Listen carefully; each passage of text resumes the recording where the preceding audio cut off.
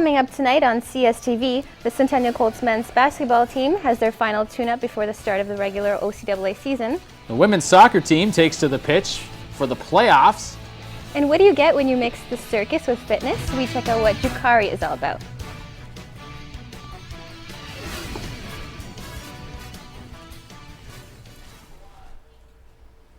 Welcome to Centennial Sports TV. I'm Dane. This is Renata. Unfortunately, we got to spend the next 30 minutes together. How nice of you to say, Dane. Thank goodness all of you guys are here, or this could be awkward. Now, we've been told we have great chemistry. And if by great chemistry you mean the kind in the grade 12 chemistry class that leads to explosions, then yeah, I'd agree we have great chemistry. Actually, I got 100 in high school advanced chemistry, Dane. We're still proud that you even graduated. Can I say basketball stars get special treatment? Speaking of basketball, the Centennial men's basketball team took on the Fanshawe Falcons on Saturday. It was their final exhibition game before the regular season, and they're still working out the kinks. Colts will go into this game without star forward Tristan Stern, so he's missing the game due to his working schedule. Can someone take this man's shift? Nelson in his place for the starting lineup against Fanshawe, and early on the Colts struggled to defend the Falcons' perimeter game. Without their leading scorer, the offense was tough to come by for the Colts. After an early 9-0 lead by Fanshawe, Coach Barkley tries to get his young group back into rhythm. After the timeout, Centennial comes back with 2 straight buckets by newcomer Alex Hegarties, who led the team with the team-high 14 points. Fellow rookie Marlon Grayson, playing just the tip here, knocks it into the basket. But the Falcons were just too much for the Colts on this day. Early in the third, down 19, Centennial continues to mishandle the rock, and the Falcons turn it into points, with Mike Dubriel hitting the three-pointer. After a two-handed flush by John Bruto marked the end of the game. The Colts haven't made their final cuts yet. There's much to improve on before the regular season begins. Not having Tristan Stern here was a big thing because he's our best inside player, our leading scorer, but it shouldn't have made that much of a difference. We just didn't play. Our defense was brutal. Our offense was brutal. We couldn't shoot. Guys, everybody seems to want to score themselves as opposed to running stuff. So too much dribbling around, not enough passing. We have to play better as a team as opposed to individuals. We have to be a defensive team.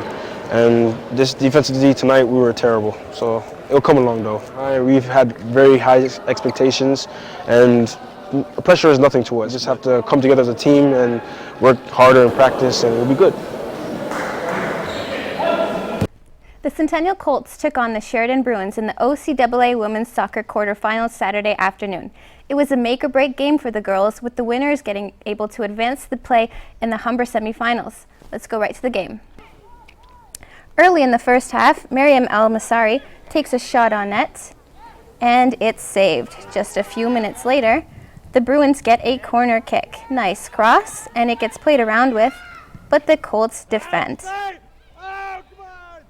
The Bruins get a free kick, but a diving save by keeper Mariam saves the day. And close to the half, El Masri gets forceful with the Bruin, and she receives a warning followed by a yellow card. Now on to the second half. The Bruins take early possession, getting a shot on net. The Colts get the ball back, and Aaron King carries it, gets a shot, but it goes wide. A minute later, El Masri takes a shot, hitting a Bruins hand, and a penalty shot is given. El Masri lines it up, and goal. Centennial leads 1-0. Nicole Campbell gets the ball, but gets tripped up on a corner from the Bruins. The ball gets played around with, and it's kept out. The Bruins continue to pressure the Colts with another close call. The Bruins get a free kick here in the final minutes, and it's saved yet again. Colts win and advance to the semifinals. Right after the game, we caught up with some of the team. Everyone left everything on the field, so I'm pretty proud of the girls. It was pretty good. It was an ongoing battle from beginning to end. They had some pretty tough players, and so did we, so it was always bat for bat. I thought we played very well as a team. It's the best we've ever done for Centennial College. We've had a couple of challenges in the past making it to this point with injuries, but everybody's been dedicated and really working hard. We gave it our all. We put everything on the line on the field, and off the field, and we came out with the win, which is the best we've ever done, so really exciting for us. And right now we're just going to rest some injuries, relax, get schoolwork all finished and sorted out, and head to Ottawa this weekend. Once the toast of Paris, Lance Armstrong was formally stripped of his 7 Tour de France titles Monday and banned for life for doping. The decision by the International Cycling Union marked an end to the saga that brought down the most decorated rider in Tour history and exposed widespread cheating in the sport. Organizers will not appoint new winners for Armstrong's titles, leaving a 7-year gap from 1999 to 2005 on the honor roll of the sport's biggest events. The troubles are expected to continue for Armstrong. Race organizers and former sponsors have lined up to reclaim the financial rewards gained by his use of performance-enhancing drugs.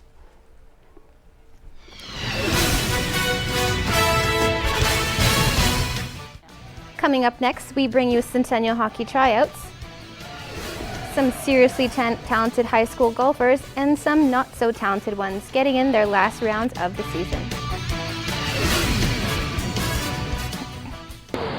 So you want to be a sports journalist? Well, here at Centennial College, we have experienced teachers working in the industry, state-of-the-art facilities, and a passionate student body. So now the only question is, do you have what it takes? Will you do whatever it takes to get the interview? Got a second? Are you prepared to ask the tough questions? Have you ever taken performance-enhancing drugs? Can you produce your best work while meeting tight deadlines? I'm killing this! And will you work with a team to create a great final product? Alright, your idea was great, yours was just okay, and I gotta be honest, I got no idea what the hell you're doing. Our sports journalism program will prepare you for the fast-paced world of radio, print, and television. So what are you waiting for? Just log on to our website at centennialcollege.ca to find out more information and jumpstart your career in sports.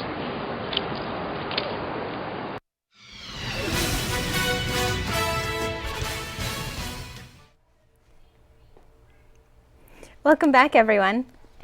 So Dane, with the lockout going on, how have you been getting your hockey fix? Centennial tryouts! The Centennial extramural hockey team tryouts began a few weeks ago, and the second round of cuts took place on Thursday, as the team is slowly coming together, as they get ready for the regular season after taking a year off.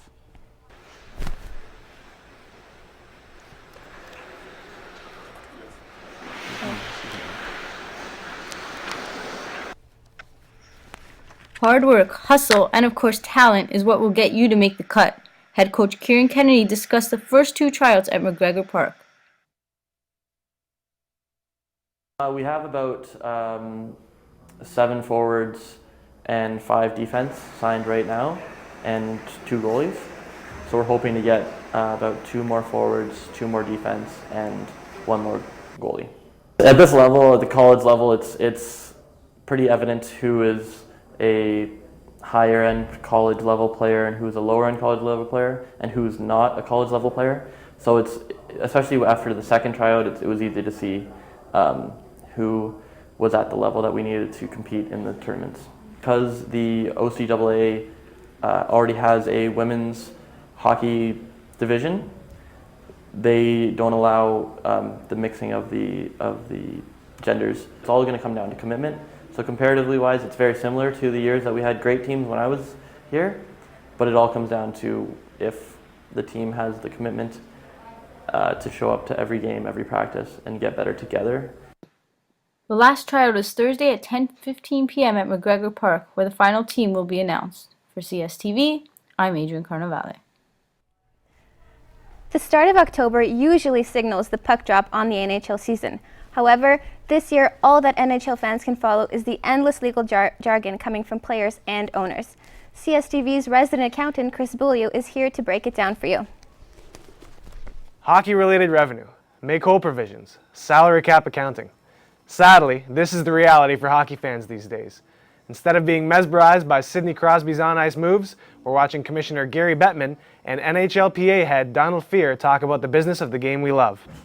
But what are they fighting about? The main issue is revenue and how it is split between the owners and the players.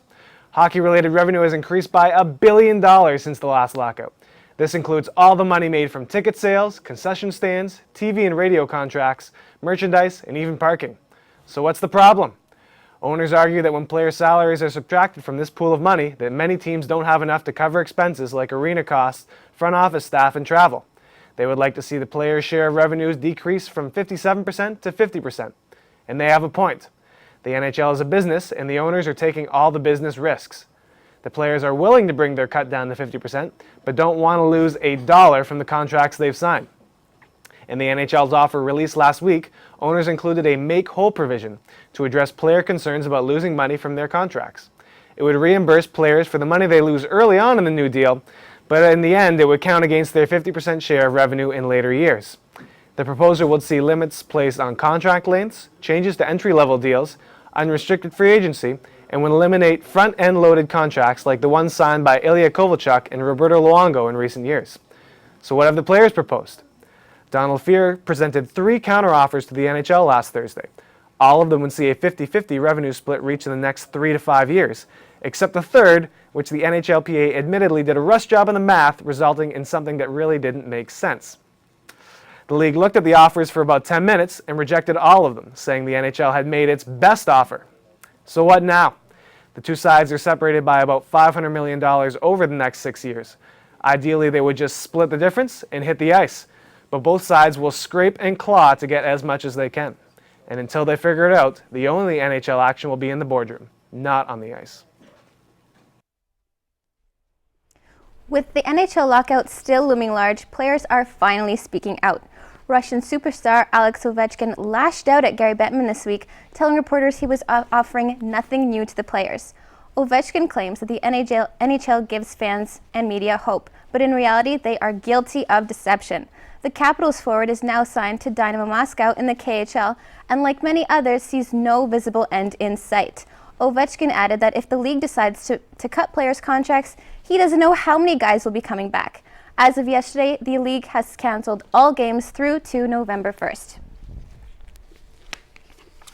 While the Cold War continues to rage on between the NHL and the Players' Union, students at Centennial College, they're feeling the effects of it. They've decided to voice their opinions in iambic pentameter. I miss hockey. I miss hockey. I miss hockey. I miss hockey. I miss hockey. I miss hockey. I miss hockey. I miss hockey. Without this game, everything seems tame. The sun rises and falls, and both sides continue to stall. Which makes me miss Eric, Jordan, and Mark standing tall.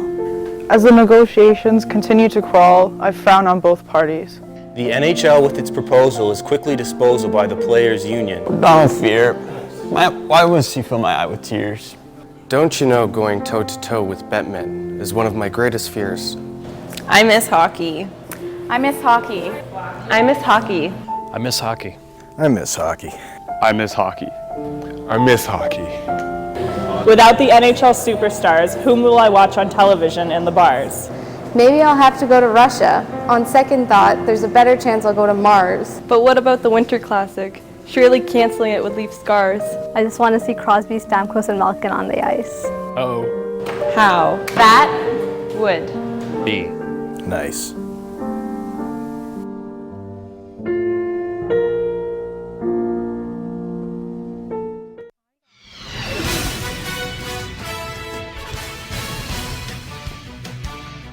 Stay tuned for news on golf in high schools, some rugby with Heather Moyes, and some high-flying Jucarinos. Jucareers. Jucareers. Come on back and find out.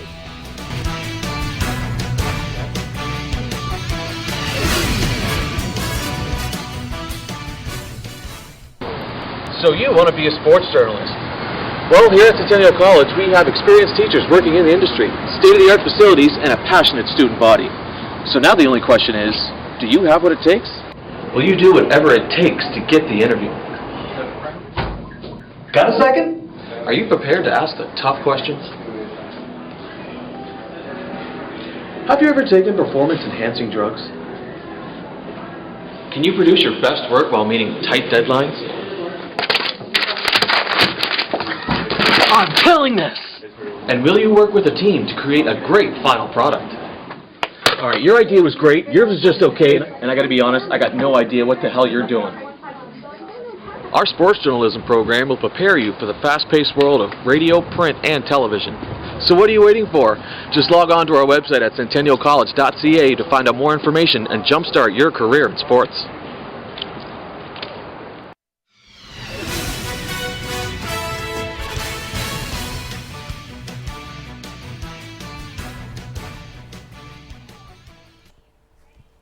Hi again. Welcome back. Come on in. We're still here. We're glad you are too.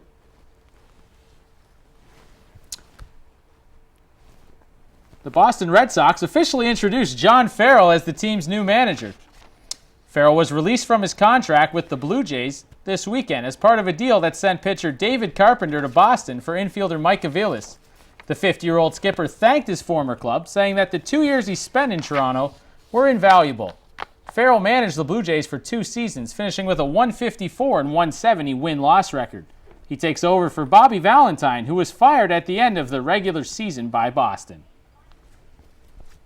Basketball, volleyball, and soccer are common sports in high school gym classes, but that is quickly changing. CSTV's Morgan Bell tells us all about a new program that is leaving students swinging at school. Oh, okay. All right. Okay. Golf is the newest sport to hit high schools nationwide, and students from Etobicoke Collegiate Institute got to experience how fun the new Golf in Schools high school program really is. Oh, I'm gonna get it. I really like the fact that I just learned how to do a chip shot. It was difficult at the beginning, but then with Miss Kask's help, she taught me how to do it properly. I'd like to learn how to hit the ball so far, because they have a long driving range to go through, and I don't know how to do that yet. So I gotta practice my golf swing. The program is currently in 47 high schools across the country, and phys ed teachers are already embracing the newest addition to their gym classes. I teach a co-ed course, and I like to get them to do lifetime skills. Something that golf is a game that they'll play throughout their life, and golf is a game that they can play. Golf is unique. There are skills that they will do that are different from other sports.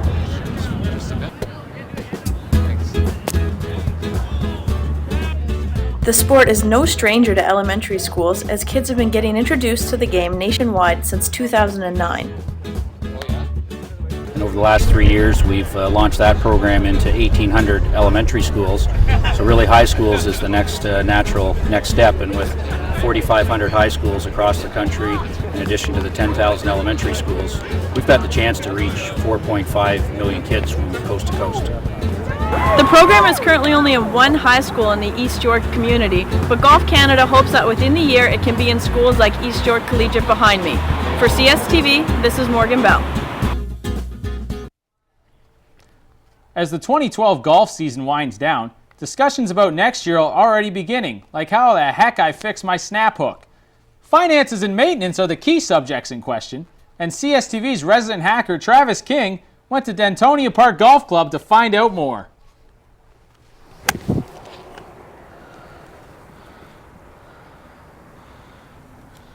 Fall golf season's back in the city of Toronto, and the public are flocking to golf courses for cheap green fees before season's end. Now, everything may seem great on the exterior, but what's going on behind the scenes is what the public may not know about. A recent report from the city's Auditor General states that Toronto's 5 municipal golf courses could soon require taxpayer help. Net profits have dropped as low as $521,000 in 2011, and it is believed that the lack of marketing has led to the drop in course attendance. That's been ongoing for a few years now. We know that playing here every week, there's less and less people. We used to have to wait for tee times, and now you can book any tee time. So. Course maintenance has also been a problem in recent years, and the city is considering contracting private companies for course upkeep in hopes of attracting more players. It's here, they don't put the gardens in anymore, there's less groundskeepers. We've noticed that over the years, that there's less maintenance being done on the courses, but there's also other priorities in the city that far exceed keeping golf courses in decent shape. So. Conditions are the least of the problems for Dentonia Park Golf Club, who have lost up to $822,000 over the past 4 years. If this continues, even non-golfing taxpayers will have to pay to bail them out. I think from the golf public wouldn't mind. I think the general public would. Attendance has been down in all the golf courses this year at all, period. We haven't had better conditions, even after the storm we had in July. I think we had one hole closed for one day.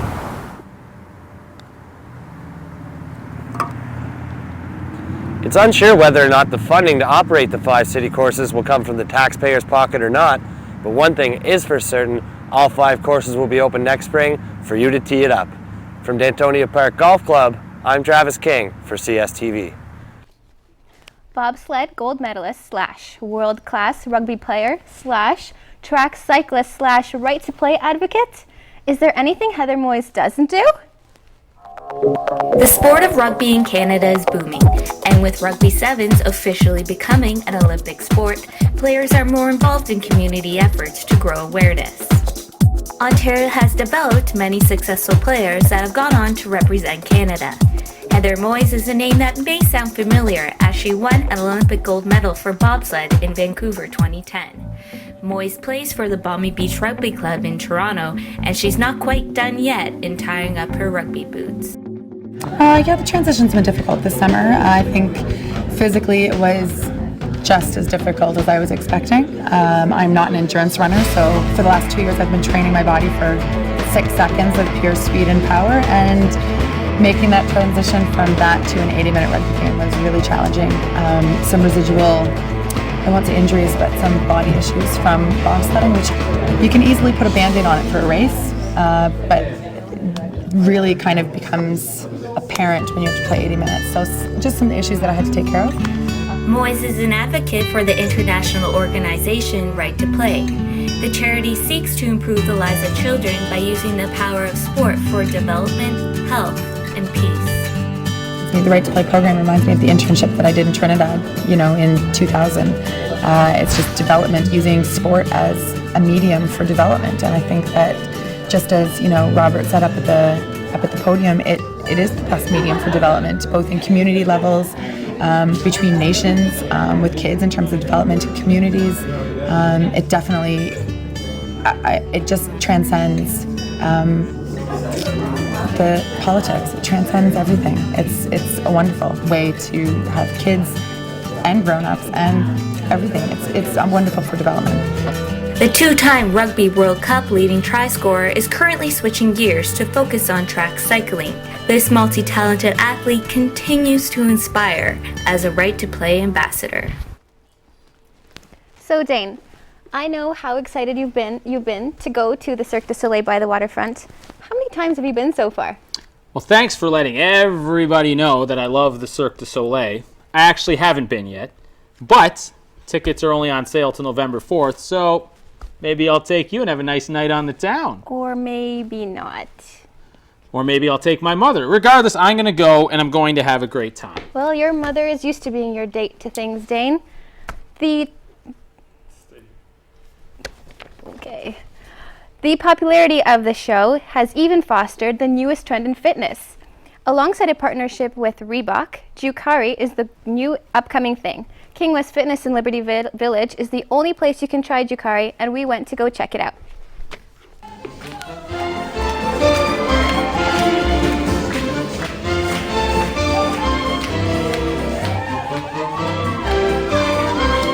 So some of you guys might be wondering, what is Jukari Fit to Fly? Well, let me tell you. Jukari Fit to Fly is a functional trapeze workout where Reebok and Cirque du Soleil have come together and use their, obviously Cirque du Soleil, they're more so their creative movement orientation of style of workout mixed with obviously Reebok's fitness component. So what you get is a ton of cardio, great strength training, and obviously a ton of fun. The inspiration really behind it is through Cirque du Soleil. Obviously, Cirque du Soleil is such a huge aspect of anything and everything creative. Anywhere that you go in the world, people know who and what Cirque du Soleil is. So we use an apparatus that is rigged into the ceiling. It's just this one big rigging point, and there's 2 straps that come down.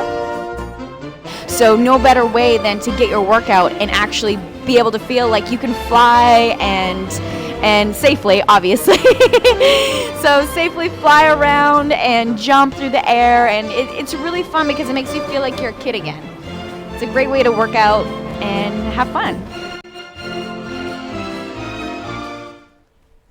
That's quite the workout. You know, I've been really disappointed with my electro pole and shake weight workouts lately. Maybe I'll switch to Jikari. You might want to try that, Dane. It was a lot of fun, and you know, with Halloween right around the corner, and I know of your past of stripper-type Halloween costumes, you're going to want to get on those abs. Any chance I get to flaunt this, you know I'm all in. We know you do. That's all for us today. Thank you again for joining us. Have a wonderful evening, and we're all done, Dane. See you next time.